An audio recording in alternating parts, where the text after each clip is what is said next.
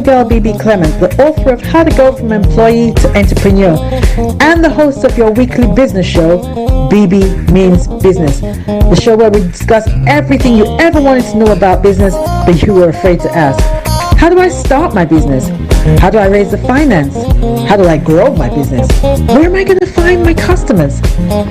Join me every Tuesday at 1:30 p.m. on Star Radio UK to get all the information and tips that you need to become a successful entrepreneur and become financially free. Remember, don't let life dictate to you. Rather, put your signature on life.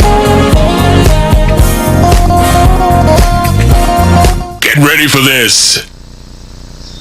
Good afternoon, ladies and gentlemen. Welcome to the Bebe Means Business Show. Lovely to see you alive and safe and well. And thank you very much for joining me yet again for another episode of that show that you need if you're in business, for all your advice and your tips and all your knowledge and information. This is where you get it. And all the dope guests that you can imagine we have on this show. So welcome once again to the Bebe Means Business Show. For those of you who don't know, my name is Bebe Clement and I'm the host of this show, and I run a group of small companies. I'm also the author of that book that you can see at the bottom of the screen, How to Go from Employee to Entrepreneur. And like I said last week, man, this book is becoming ever more relevant every single day because more and more people are taking the plunge. I'm so pleased to see that actually, that more and more people are taking the plunge from employment to entrepreneurship. Okay, for those of you who always ask me how can we connect with you outside of the show, my Instagram account is Bebe_Clement. That's Bebe_Clement. And if you want to connect with me on Twitter, it is at Bebe Clement, at Bebe Clement. And of course, you can find me on LinkedIn as well. I want to thank everybody that tuned in last week. Those that didn't, we looked at important business trends for 2022. Important business trends for 2022. It's imperative that you start the year well. Listen, everything is up in the air. Everything is up for grabs. It's all going crazy in the marketplace. So it's important that you are aware of that, because awareness leads to preparedness. So that's the whole point. I don't want to scare you. I want to make you aware so that you can be prepared. So I'm going to continue on that theme today. But before I do, I just want to quickly go through some of the things that we spoke about last week for those of you who were not able to join us, so that you're up to speed. So some of the things that we spoke about last week was, one, the mindset. What kind of mindset do you need to have as an entrepreneur in 2022? And in summary, it's the most important aspect was the ability to learn, unlearn, and relearn.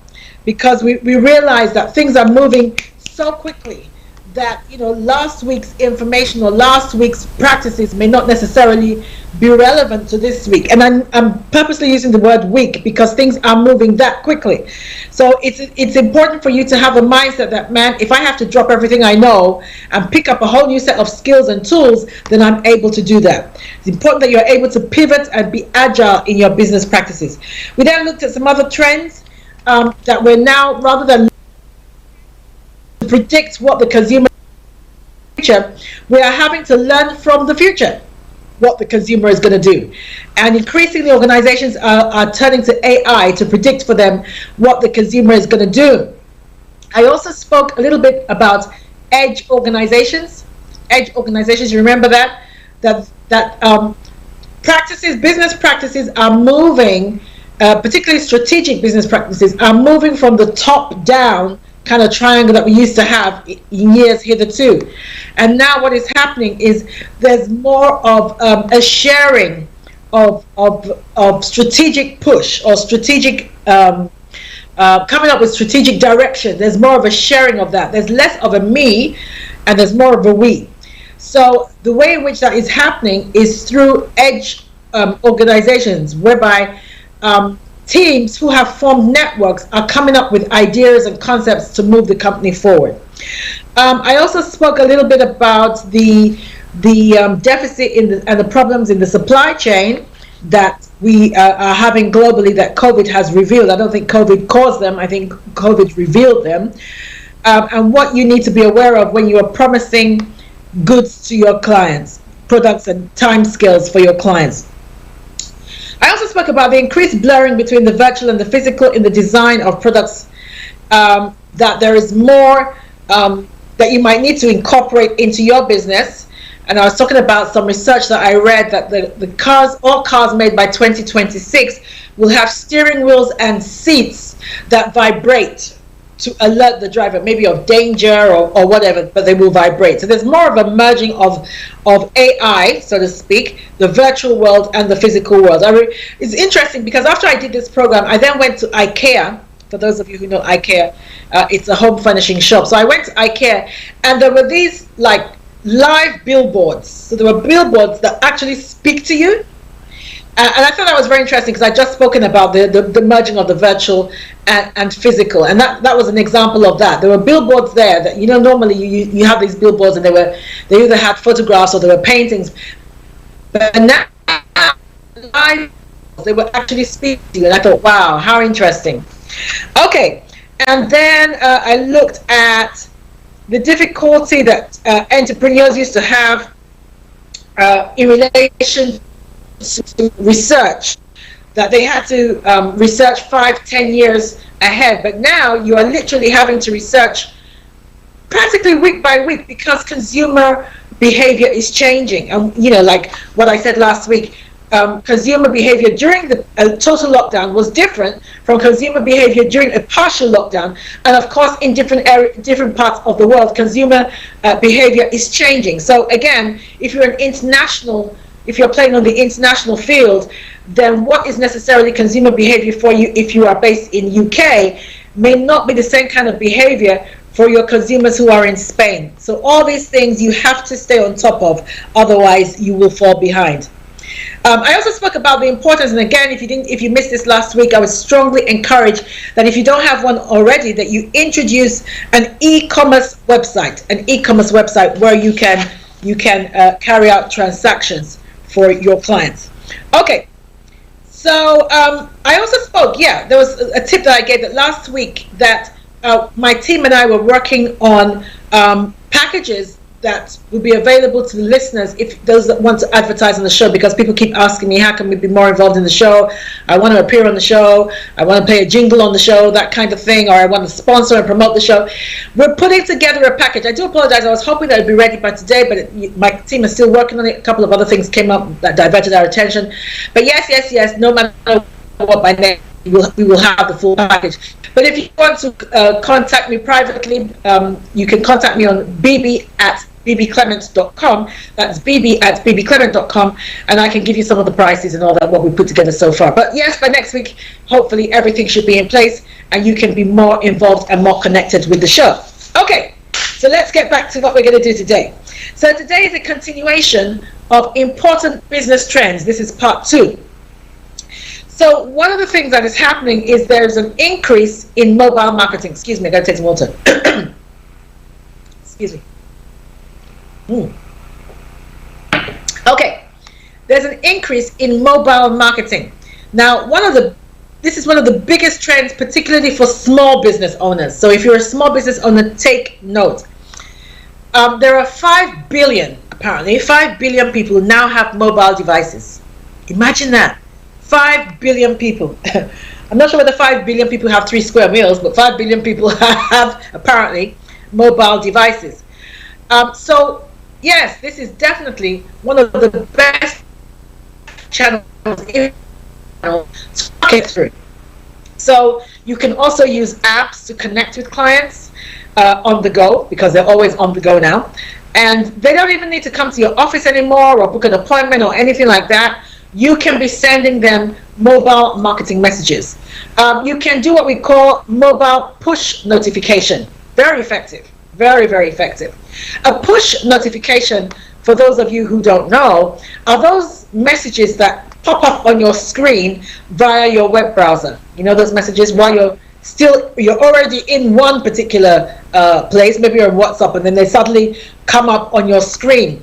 I find them very distracting and very annoying, I must say, but they are excellent for marketing. As a marketing tool, they are excellent because 1, they grab your attention.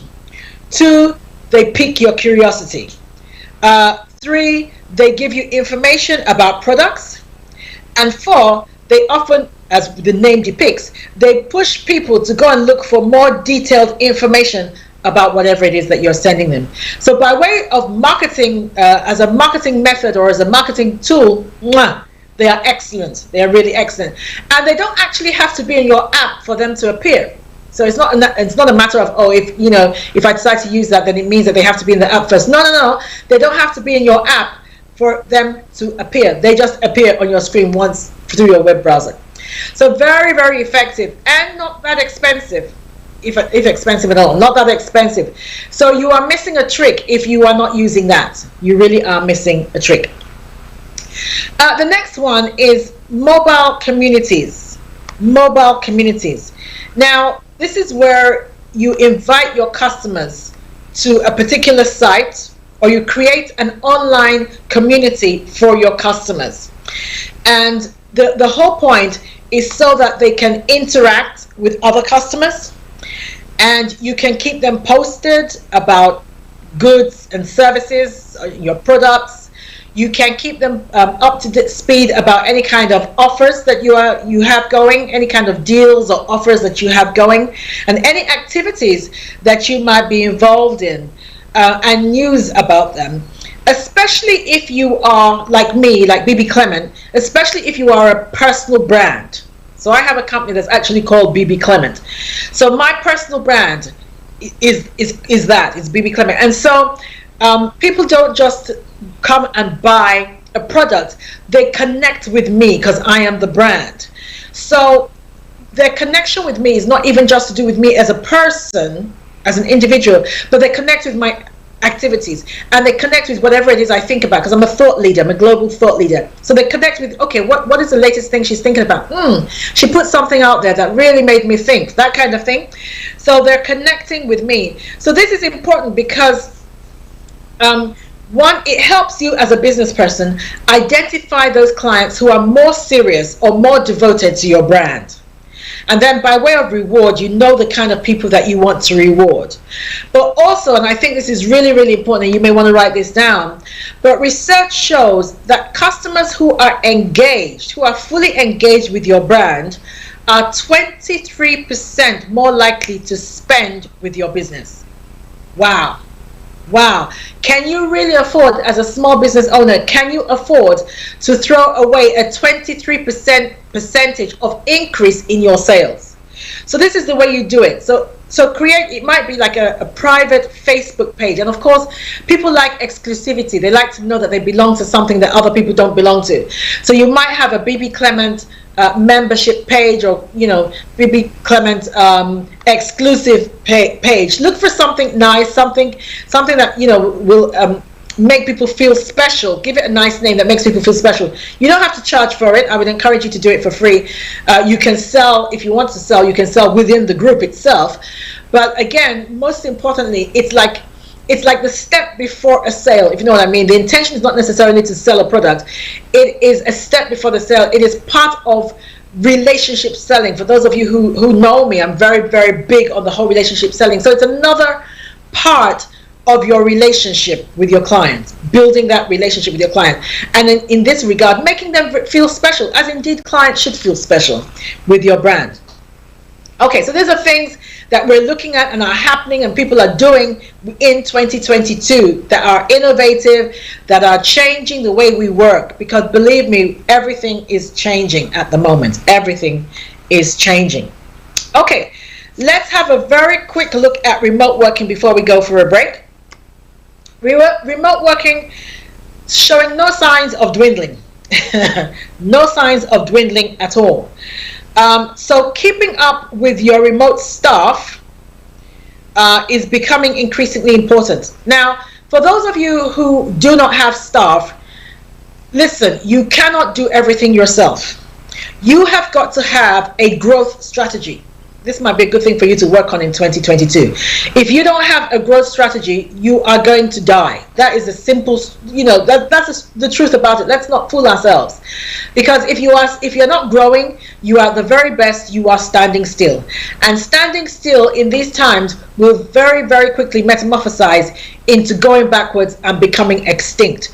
So if you've never thought about it before, now is the time to sit down and have an honest conversation with yourself and say, Bebe, what is your growth strategy for 2022? If your company is earning, if your turnover is 30,000, 40,000 now, how much do you want it to grow by the end of 2022? You must have that conversation, ladies and gentlemen. You must have that conversation. Otherwise, you're fooling yourself. You must have that conversation. You must put that conversation down in writing, and you must put a plan in place. How am I going to get from 30,000 to 60,000 by the end of 2022? The more you begin to do that, the more it becomes a reality. And part of that reality, ladies and gentlemen, is building a team. You must have a team. You must have employees. You cannot do it all yourself. You will wear yourself out. You will limit your options and your capabilities. You limit the amount of people that you can meet with your services and your product. So you must have a team. So I'm speaking to those who have a team or are planning to have a team. So remote working, like I said, doesn't look like it's going anywhere soon. I think even post-COVID, we will see that most people will continue to work from home for reasons that I will discuss later on. So if you do have a team that are remote working, you must stay in touch with them, because one of the problems that are occurring is employee disengagement. All right, for a lot of people, their whole social network is built around the workplace, and so the fact that they are not having that, they're switching off not only socially, and because they're distant socially, they are no longer becoming connected, or they're losing their connection to the workplace itself. So as an employer, that is a danger sign for you, and you must arrest that very quickly before it turns into apathy with your workforce. So you need to stay in touch with your staff. And when I say stay in touch, I don't mean you micromanage them. I don't mean that you send them emails at 11:30 at night, which I've had some complaints from some employees to say that is what is happening. But what I'm saying is that every once in a while, you stay in touch. It might just be a very quick, if you're communicating them via text, it might be a quick text to say, hi, how you doing? Just wanted to check on you. Or it might be an email saying, how's that project coming along? Do you need any help? Or, can you give me a quick update? That kind of thing. Arm's length intervention or arm's length contact is fine, but don't be overbearing and don't micromanage your staff. This is not the time for that. Staff are on edge already, so this is not the time for micromanagement or breathing down your staff's neck. Okay, and as you heard me speak earlier, I was talking about edge organizations where teams are becoming more empowered. So teams need to know that you have confidence in them. Your employees need to know that you have confidence in them, and you will be amazed at some of the things that they will come up with if you exhibit that confidence. You will be amazed. Okay. But staff engagement, as I said, is very, very important. I mean, some companies have hired me and other people like me to offer, this is by way of example, things like motivational talks as part of their weekly team meetings. So a lot of companies are having virtual team meetings or hybrid team meetings where some members of staff are coming in, but they're holding team meetings virtually as well. And so they've incorporated into those team meetings like motivational talks. So it might just be 5 minutes a day or 10 minutes a day that I just address the members of staff in the morning. So I might just have something motivational that I speak about. It might be something like, what is your why? And I speak about that, and it helps address their mind as to the reasons why they are doing what they are doing. I remind them about their family, and that their family is dependent on them. I remind them about the sense of achievement that comes only through being productive in life, and how they are a part of something bigger than themselves, which we all need to be in order for us to be useful and feel that we are adding to the universe or to whatever, that we are a part of something bigger than ourselves. So again, these are the kind of things that you can do to stay connected with your staff, and more importantly, make sure that your staff are staying connected with you.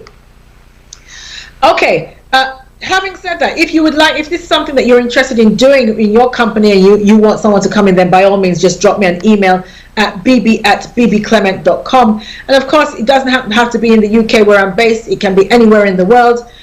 People are hiring me to speak because it's all done virtually now, so I don't have to be there in person. Of course, if you want to fly me down to your country to come and speak, I won't say no, but I don't have to be there physically. Okay, we're going to take a short break, and then when we come back, I'm going to talk a little bit more about some of the things that you need to know to be a success in 2022 in your business. Don't go away. Hi everyone, it's your girl Bebe Clement, the author of How to Go From Employee to Entrepreneur and the host of your weekly business show, Bebe Means Business, the show where we discuss everything you ever wanted to know about business but you were afraid to ask. How do I start my business? How do I raise the finance? How do I grow my business? Where am I going to find my customers? Join me every Tuesday at 1:30 p.m. on Star Radio UK to get all the information and tips that you need to become a successful entrepreneur and become financially free.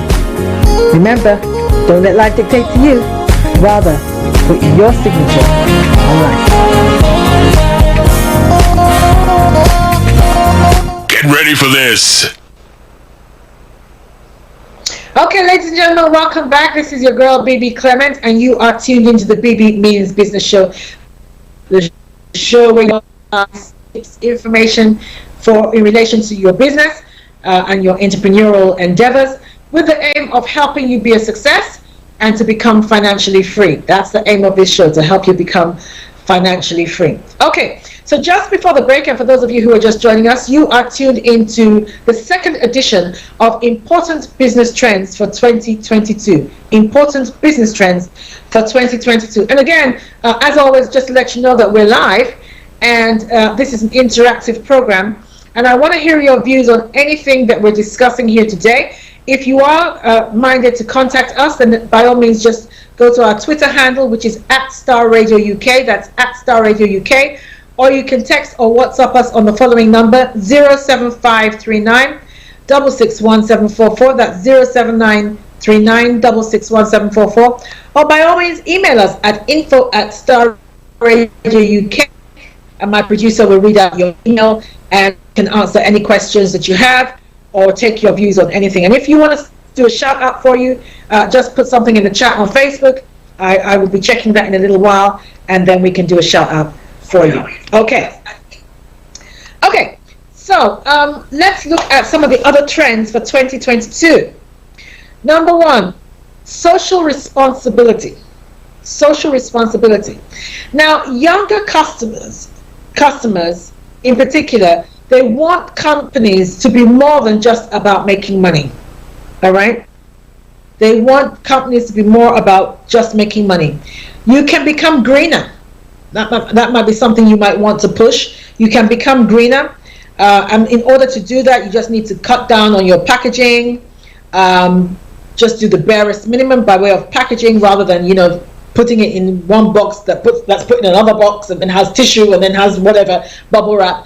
Just cut down on your packaging. You can also substitute your plastic packaging, because plastic apparently is the bad boy of the day. So substitute your plastic packaging, or you can donate to special causes. Donate to special causes or sponsor events. Here's a tip: get information from your clients. You can do it like you're running a project or a program or some kind of interaction between you and clients. That find out from your clients what causes are dear to their heart, and then donate to those special causes. So for instance, let's say I was your customer and you asked me, I might say, I'd like you to donate to the National Autistic Society, because I have an affinity towards the National Autistic Society because I have an autistic child. So then you would donate to that company, and then you'd let them know. Now listen, this can only be a win-win for everybody. The charity gets some money, your client feels that they have done something over and above them, just enrich your pocket, but also it makes you look good, And indeed, I think that you should want to do, to do that. I think you should have an innate social responsibility. But also, I mean, if you're a client, who are you going to buy from? But from the person that took the time to donate to a cause that was dear to your heart. Who are you going to get repeat business from? You're going to get repeat business from that kind of client. So it's a win-win for everybody. But here's the key. Whatever you do, make sure you make a lot of noise about it. Let everybody know that this is what you're doing. Listen, I'm of the strong belief that you should market yourself shamelessly. There's nothing wrong in doing that. Let everybody know that you've just made a £50 donation. Your company just made a £50 donation to whatever, to cancer research or whatever. Let them know that. Really, really important. So that they are aware that you are contributing. You're not just taking, because that's how a lot of people view things. You're not just taking, but you are giving back to society. You are giving back. Okay.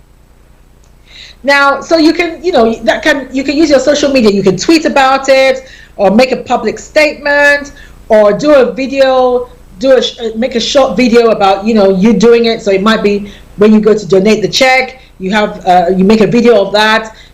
You might do a very short interview of the organization receiving the check and how happy they were that, Bebe Clement and Associates donated £50 towards it, that kind of thing. And then put it all over social media so that people know what you do and what you're about.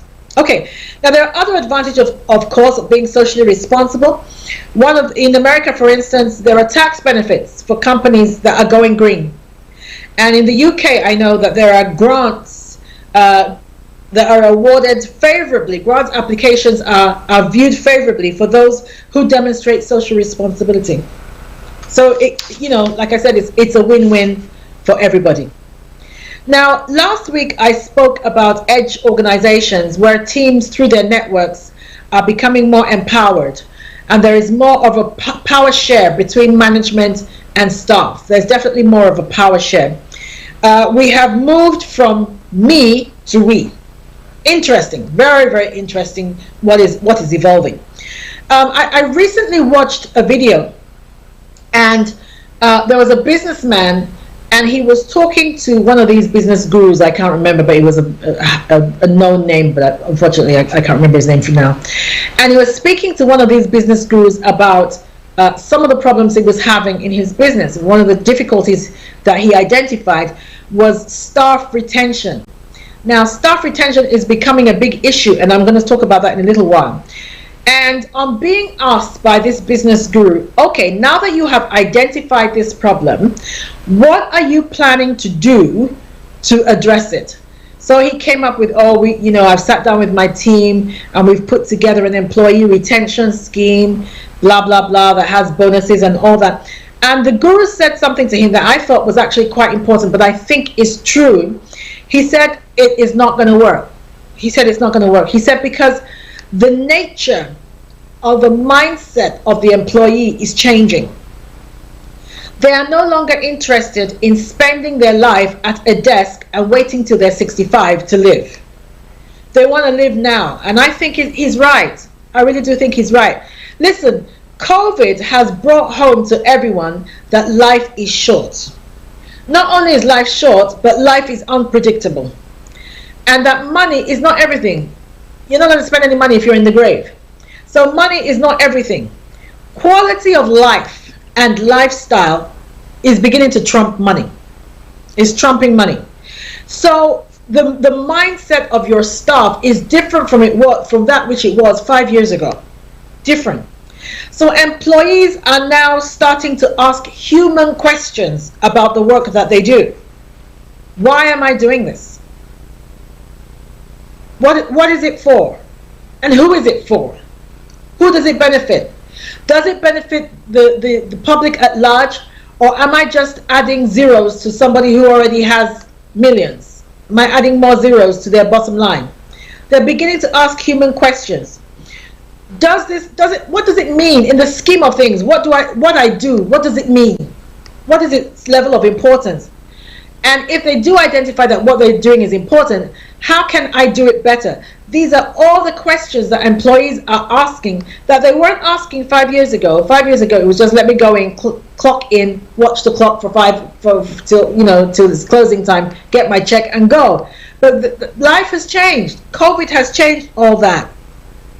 So One of the things that this business guru said to this guy was, what you don't seem to understand is that many of these young, especially young employees, many of these young employees' parents have paid the price, the financial price, for them to be able to have more choices in life.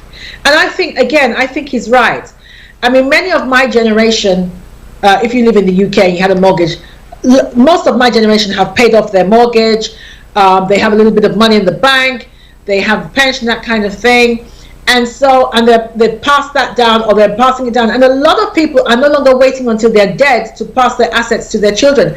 We're increasingly seeing things like the child graduates, the parent gives them the key to a house, or even if they haven't paid off the mortgage, they've paid off the majority of the mortgage, and so they give the key to the flat or the house to the young man, and maybe it only has about, I don't know, 20 or 30,000 left, so he's going to pay that off in no time, that kind of thing. So young people now have choices. A lot of what kept us in employment for a long time was because we didn't have choices, but they do. And so the competition to attract new talent is growing fiercer than ever, because a lot of young people are just walking away. Now, this poses an existential threat to businesses everywhere. I was reading some research, was it yesterday or the day before, and they said that in America, they've had mass exodus. They've even given it a name. They call it the Great Resignation. People are leaving their jobs in droves. So it's really important, because at the end of the day, you are only as good as the people who work for you. You're only as good as your team. So those who want to survive and thrive in 2022 will need to respond to this new power dynamic in kind. So begin to look beyond financial gains to consider the needs of your people. Treat your employee, if you're a bad employer, this is the time to change that. Treat your employees well. They are human beings. They're not just a human resource. I know that concept came in during the 80s, 90s and all that. And we looked at human beings as a mere resource, just like a financial resource or a technical resource. But they are not. They are human beings. And so the way you treat them is different. It's got to be different. They can't just be treated anyhow. So again, you've got to overcome things like remote working challenges to ensure that people feel connected. You've got to constantly be proactive in checking on things like their mental health, and things like that. Think about how work can work not just for the management or senior guys, but work for everybody. How does this work for everyone? I can't overemphasize this. Please don't take this lightly, because like I was saying, the research I read about America, they said 11 million job shortages. There are 11 million job shortages in America. Now, it's not that there are not people available to fill those job shortages. It's just that people are taking a different stance towards work, especially, like I said, the young people. So you need to start looking within and look to reskill and upskill your existing staff. If you're having problems recruiting the kind of staff that you want, then look inwards and begin to retrain your staff, reskill and upskill your existing staff. Now, the other thing is the whole issue of inclusion. Inclusion is a big thing, it's a buzzword at the moment. But again, I think, of course, the whole inclusion thing was pushed during the pandemic, mainly due to George Floyd issues in America, NSAS in Nigeria, things like that. So people began to look at the plight of black people in every sphere of life, and particularly, again, in the workplace, and had to come face to face with the stark, what we, of course, who are black, have known forever, that a lot of black people are excluded from progress, from promotion, from even receiving interviews, being chosen at interview, even though they have the same skill offering as people from other ethnic backgrounds. So if you are having a skill shortage, this would be a good time for you to start looking at diversifying your workforce. Believe me, you are missing a trick, because the black or the BAME workforce is very, very talented, very, very skilled, and very, very well educated. So I cannot encourage you enough to begin to look within the BAME community to increase and diversify your workforce. Now, just like there has been a shift from seller to buyer, there is a shift at the moment from employer to entrepreneur, or employer to employee. So most candidates said, this is very, very important, most candidates said in a recent research that I read, that it is unlikely that they would take a job from an employer that treated them badly during an interview. Isn't that interesting? Isn't that interesting? Whereby previously potential job candidates were practically begging for jobs. Now they're picking and choosing. Even the interview process is helping them decide, do I really want to work for this person? During the interview, they were rude, or they were condescending, or they asked me inappropriate questions, or or they made a racist remark or something like that. I don't think I want to work here. So it's no longer, again, it's no longer more about more than just the money. It's there's so much deeper than that. I think, in summary, in that, I think the day of invisible people and unheard voices, I think that day is gone where organizations are concerned. Everybody wants to be seen, everybody wants to be heard now. Every employee matters. Also, by way of widening your employee pool where you're searching for talent, you might also want to look at your management structure. How many women do you have in management? Because research shows that the more women in management, the better the company does. I didn't make that up. Research shows that to be true. Then also you might want to look in the neurodiverse fields. People who have things like autism, ADHD, that kind of thing. They have great strengths. Yes, they have their challenges, but they have some amazing strengths. So again, you might want to look into all that. And for those of you who are in HR, I hope you are taking note that I do not envy you, to be honest. I don't envy you.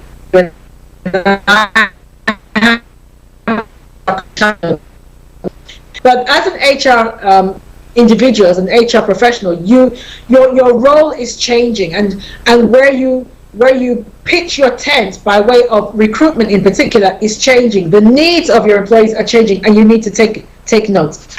Employee well-being is again on the top of the agenda in 2022. Organizations who are leading the way in employee well-being are the ones who are doing well. Research shows that there is a positive impact on retention and absenteeism levels, productivity, and overall satisfaction when you are concerned about employee well-being.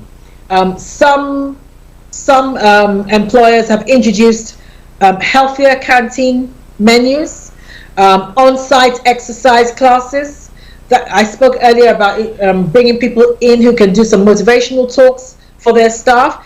There's a company that started during the pandemic, and they became millionaires during the pandemic. It was a group of young guys. They were all in their 20s. And what they have done now is taken advantage of the fact that employees are now working remotely. And they now have put together healthy lunch snacks, or healthy lunches. So, they've taken a lot of time. They've worked with dietitians to come up with the best kind of meals for employees. So companies are hiring them to deliver healthy snacks for their employees, because they noticed that a lot of, I don't know if you've noticed, but a lot of employees are putting on weight because they're sitting at home. So a lot of employees are putting on weight, and they're snacking on unhealthy things. I'm ordering in McDonald's, or I'm sitting here snacking on crisps and chocolate. And again, all this plays into your health, which again plays into your level of productivity and all that. So they have a lot of them. Some companies have taken by the horns, and by their own initiative have begun to hire people who can produce healthy meals for their employees. It's an extra cost, yes, but I think it's a matter of weighing priorities. What is more important, that extra cost, or having an unproductive, sluggish not mentally aware workforce. So it might be something you want to consider. Okay, I'm going to take another short break now, and then when we come back, we're going to look at the book corner. For those of you who don't know, the book corner is where we review a book that will help you on your entrepreneurial journey. At the moment, we are reviewing The Richest Man in Babylon by George S. Clason. If you haven't got this book, I'd strongly encourage you to go and buy it. It's really good. It helps me, and that's why I'm sharing it with you. So I'll see you after the break, and I'll be welcoming you back to the book corner. Hi everyone, it's your girl Bebe Clement, the author of How to Go from Employee to Entrepreneur and the host of your weekly business show, Bebe Means Business, the show where we discuss everything you ever wanted to know about business but you were afraid to ask. How do I start my business? How do I raise the finance? How do I grow my business? Where am I going to find my customers? Join me every Tuesday at 1:30 p.m. on Star Radio UK to get all the information and tips that you need to become a successful entrepreneur and become financially free. Remember, don't let life dictate to you. Rather, put your signature on life. Get ready for this. Okay, ladies and gentlemen, welcome back to the Bebe Means Business show, and today we are looking at important business trends for 2022. Thank you for everybody who has tuned in so far. And right now I want to welcome you to the book corner. And just like I said before the break, the book corner is where we get to review a book that I've read that has helped me on my journey that I want to share some of the tips with you. And we're looking at George S. Clason's book, The Richest Man in Babylon. Okay, so last week we started with this book, and I talked about some of the things he discussed. He said those who help other people get help themselves. Those who serve other people, as many people as possible, with their product or their service, will become wealthy. Also talked about proper preparation is the key to success. And the third one was, he talked about Babylon became rich because they practiced good financial principles, and I challenged you to do the same. So today I just want to very, very quickly, before we round up, look at some of the things that he has said that are important for you in 2022. He said, wealth, like a tree, grows from a tiny seed. Wealth, like a tree, grows from a tiny seed. So I would encourage you, I don't care how old you are, and I don't care the state of your bank account at the moment. Everything starts with a seed. So begin to work on your finances today. Start saving money. Start investing that seed, no matter your age or your stage in life. The sooner, the better. What you don't want to do is think, oh, it's too late now. Because if you think that way, then it's clearly never going to happen for you. But start from where you are. It is not too late. Start from where you are. Begin to save and begin to invest. Now get good advice regarding where are fertile grounds. And I still do this. Nobody is Einstein when it comes to making money. I still do this. I still called somebody who I know who is excellent at investing. I called her a couple of days ago. I said, girl, I need your help. Where is it at the moment? Where should I put my money? And she very, very kindly gave me some ideas. Oh, baby, do this, do that, do the other. That's what you need to be doing. Get your people who can give you good, solid financial advice and begin to sow your seed in fertile ground. Don't just sow your seed anywhere. Just like if you're a farmer, you won't just throw your seed on concrete. Why? Because it's not going to grow on concrete. So don't just put your money anywhere. Get good financial advice. If you have to pay for that advice, pay for the advice so that you can have a greater surety that you will get a good harvest. The second thing that he spoke about was pay yourself first. Now, those of you who know me very well, this is a principle that I've adopted into my life, and I encourage you to do that. So if you are of the faith or you're this way inclined, what you do first of all is you pay God first, you pay his tithe first, and then before everybody else get paid, before you pay your mortgage, before you pay your insurance, before you pay whatever it is that you pay yourself a percentage. So you may want to open a bank account and set up a direct debit so that every month a percentage of whatever you earn goes into that account. It might be 10%. I normally say anything between 10 and 30% of your salary should go to you first. Because if you leave it until last, there'll be nothing left over. Let them wait. Let other people wait. You take the money that you have so that you can invest it. All right? So pay yourself first. Then, whatever you save, if you decide, okay, I'm going to save 10% of my salary, it's not enough to just save. You must earn. You must earn. Your money must make money. It must grow. So once every month you take that 10%, start looking every month, where do I put this 10% that will make it grow? Because if you leave it there, you will find a pair of shoes that you like and you will spend it on buying. That money is reserved for things that will make more money. So it might be, okay, let me invest in property, let me team up with somebody else and we'll start buying property.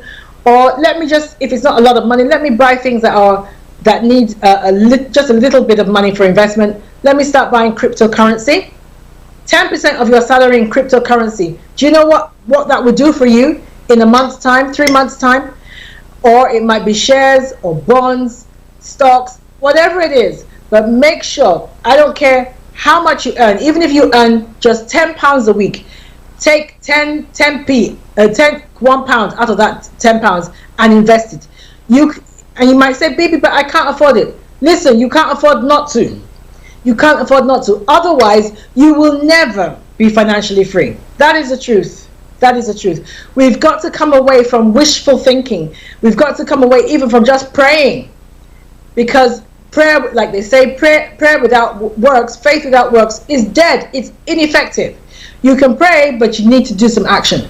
So this would be my advice in 2022. Commit to those things. Commit to saving and investing and paying yourself first and getting the right kind of financial advice so that you can do well and move towards financial freedom in 2022. Okay. I'm just going to round up now, but just to let you know, like I said, that this time next week, I will have all the information for you as to how you can be better involved in the program, how you can advertise your goods, your products and services.